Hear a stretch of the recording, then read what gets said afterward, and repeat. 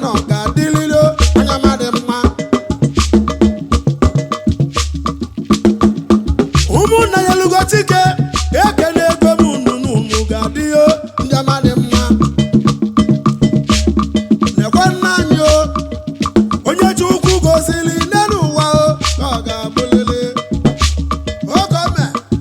Ụwa na-ezinye ego ba na-ezinye nwa o. Ụwa na-ezinye ego na ba na-ezinye nwa o molue. Ụwa na-ezinye ego na ba na-ezinye nwa o. Ụwa na-ezinye ego na ba na-ezinye nwa o molue. Ụwa na-ezinye ego na ba na-ezinye nwa o. Ụwa na-ezinye nwa na ba na-ezinye ego molue. Ụwa na-ezinye ego na ba na-ezinye nwa o. Ụwa na-ezinye ego na ba na-ezinye nwa molue. Ego mejebe borika Chukwu ọchacha n'ezie ka egwu m na-eje.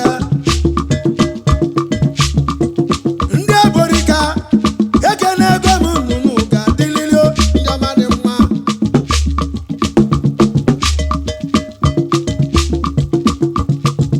Wekwuru onye Chukwu gozili Monika nwanne m nwunye ekwentọ nwa ego na-ekele ego bịa zeni ga-adịlili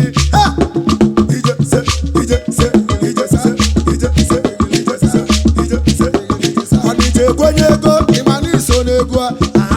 Ọdịje kwenye ego na iso n'egwu. Ọdịje kwenye ego lolo. Anyanwụ na-awa ụlọ ọgaranya bịa ke n'ezie. Onye Chukwu goziri agozi n'elu ụwa nwanne m ka ọ ga-abụlele. Onye Chukwu goziri agozi n'eze ka ọ bụ ime nụma na nwanne m ndị na-eme na nkịtị o. Onye Chukwu goziri agozi n'eze ka ọ bụ ime nụma na nwanne m ndị na-eme na nkịtị o. Onye Chukwu goziri agozi eze ka ọ bụ ime nụma na nwanne m va na-eme na nkịtị o. Onye Chukwu goziri agozi n'eze ka ọ bụ ime nụma na nwanne m va na-eme na nkịtị o. Onye Chukwu goziri agozi eze ka ọ bụ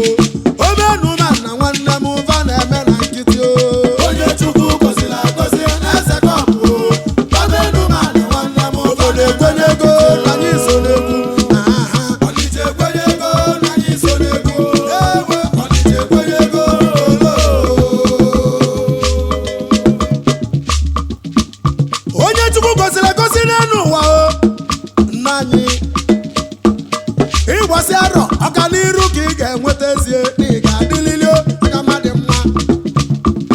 Ụmụ ya isi m kene yi ọlụmụ ịlụrụ alụ na Chukwu ga-agozi na ị ga-adịlili anya madị mma.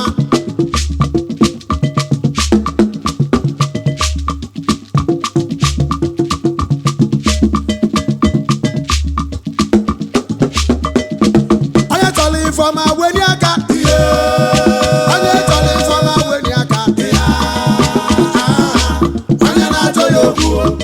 ụwa chọrọ ifeọma.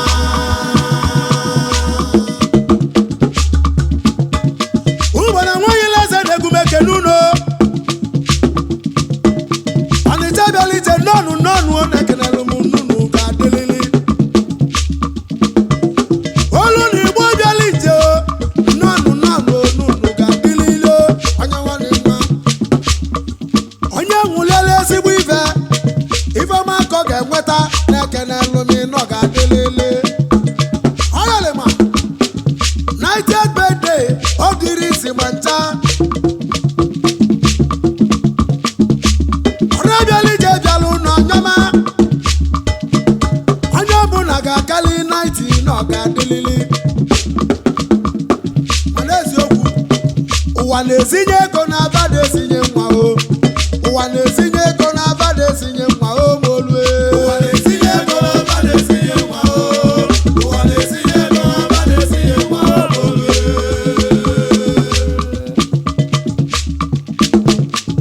Ewe wa o ọnwere ibe nye nye nwanne ya. Ana m agbọnụ nwunye ezi ọyị ma o ọsịkwa ụbọchị ike nwanne ezi ọya na yoyoyo egbo. Ewe wa o ọnwere ibe nye nye nwanne ya. Ana m agbọnụ nwunye ezi ọyị ma o ọsịkwa ụbọchị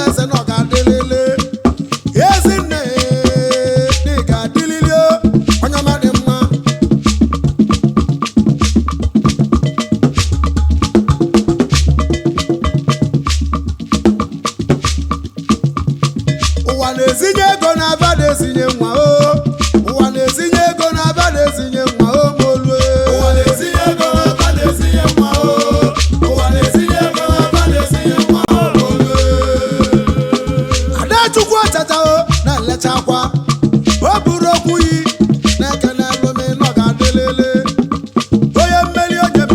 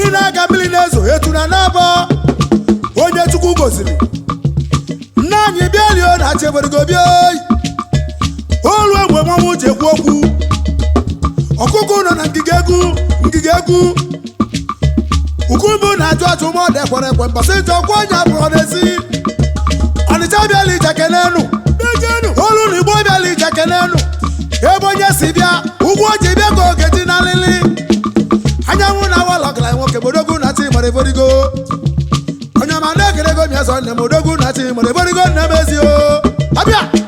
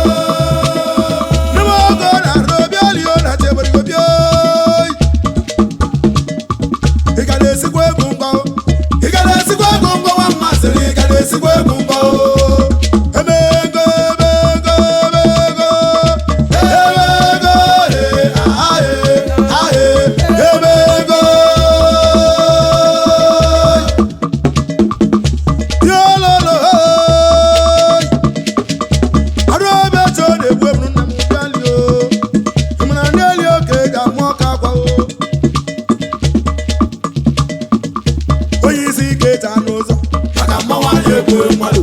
Onye isi ga-eta n'ụzọ maka mmanwụ anyị egbu mmadụ. Nwanyị na-egbukwa mmadụ egbu onye ogbu ụlọ na aja ego nwa akwa nke onye ọma onye egbula nwanne maka ọnụma. Adachukwu ọchacha bịa bịali oyi onye Chukwu gosiri nwa ego bịali o na-achị ebere